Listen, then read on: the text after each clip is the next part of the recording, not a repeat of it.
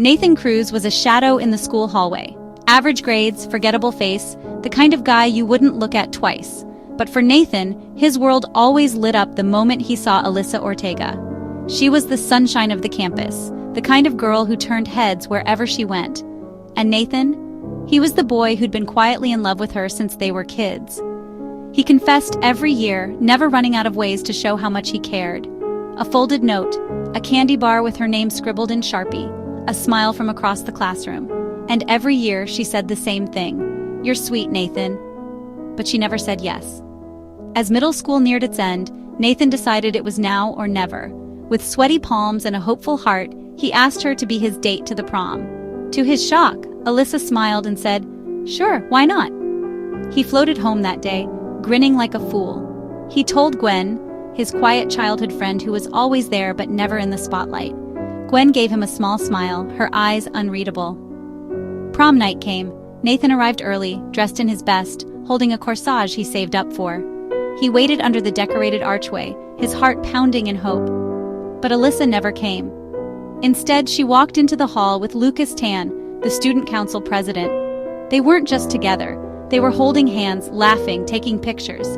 Nathan froze. His chest felt hollow. She saw him. Her eyes met his for a fleeting moment. No apology, no hesitation, just a practiced smile, as if she hadn't promised him anything at all. Then she turned away, laughing at something Lucas whispered. Nathan left without a word.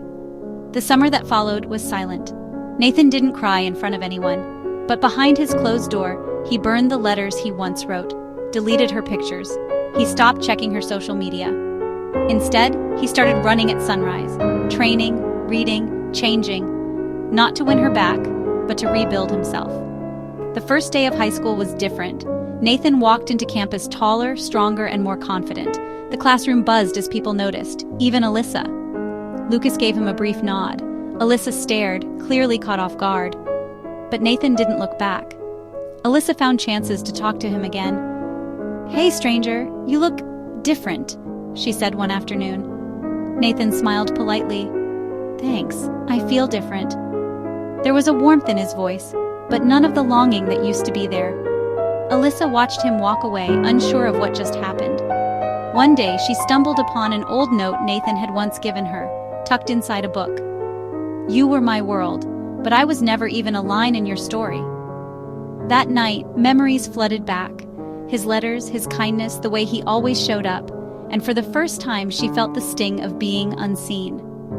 Gwen had always been there, from science fairs to late-night study sessions. She never asked for anything, never tried to be noticed, she just stayed. Nathan started noticing her more too. The way she smiled when he made a joke, the way her eyes always listened even when her mouth didn't speak. They began talking again, and this time, it felt natural. Alyssa eventually gathered the courage to talk to Nathan alone. She had been watching him more lately, especially the way he and Gwen laughed together, how easily they talked, how naturally they fit. There was a closeness between them that she had never shared with Nathan, and something inside her twisted with a feeling she hadn't expected, jealousy.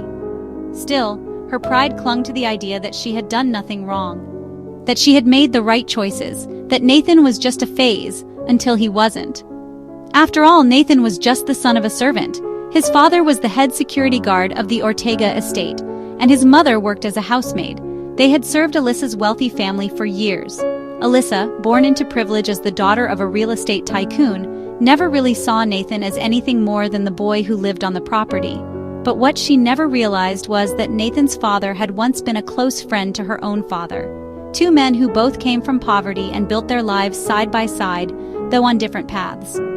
While her father rose to power, Nathan's father chose loyalty and raised his son to be humble, grounded, and kind.